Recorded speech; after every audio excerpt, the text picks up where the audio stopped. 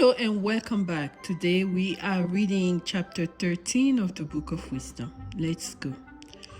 But all men are vain, who are not under the knowledge of God, and who, from these good things that are seen, were not able to understand He who is, nor by paying attention to the works did they acknowledge He who was the artisan. Instead, they are considered either the fire or the air or the atmosphere or the circle of stars or the great sea or the sun and moon to be the gods that rule the world. If they, being delighted by such sight, suppose them to be gods, let them know how great the Lord of them is in splendor. For He who created all things is the author of beauty. Or if they wondered at their power and their effects, let them understand by these things that He who created them is mightier than they are. For by the greatness of the creation and its beauty, the Creator of these will be able to be seen discernibly. Yet up to this point, the complaint about this is lesser, for perhaps they made a mistake in this while desiring and seeking to find God.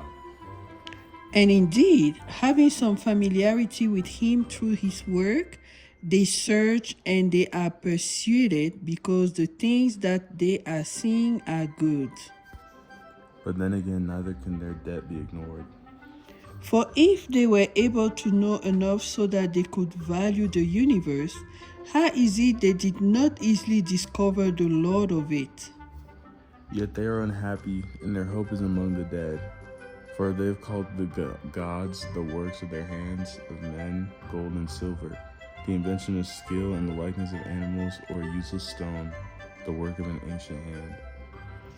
Or it is as if a craftsman, a workman of the forest, had cut straight wood, and with his expertise shaved off all of its bark, and with his skill diligently fashioned a vessel practical for use in life. And even the remains of his work were exhausted in the preparation of food.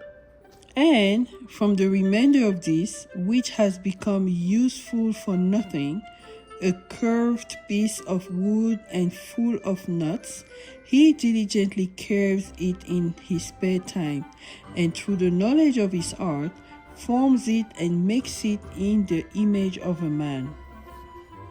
Or something comparable to an animal, thoroughly rubbing it with red ochre, to make it red with the color of the pigment and to cover every imperfection which is in it. And it is as if he made a fitting resting place for it, even setting it in a wall and fastening it with iron. Providing for it lest it should fall, knowing that it is unable to help itself, for it is an image and it is in need of help. And then, making an offering, he inquires about his wealth and about his sons and about marriage. And he is not ashamed to talk to that which has no soul.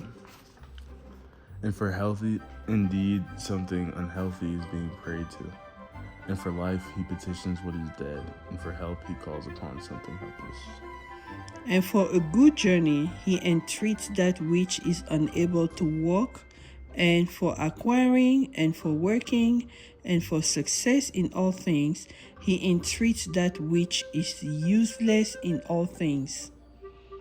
What did you learn?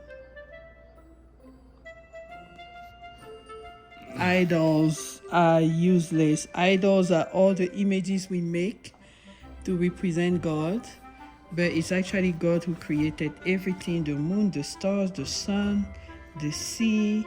So we're not supposed to worship individual creations, but worship the one true God. Amen. Bye.